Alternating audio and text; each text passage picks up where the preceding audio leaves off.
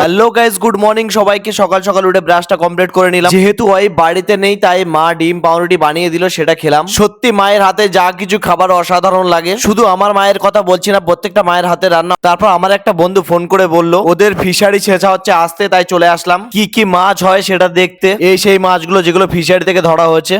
হঠাৎ এই সিঙ্গারটার সাথে দেখা হয়ে গেল। ইনি ব্যান্ডের গান করেন, এনার ব্যান্ডের নাম ক্যাকটাস। এনার গানগুলো শুনতে খুবই ভালো লাগে। এনার নামটা কি সবাই কমেন্ট করে জানিও।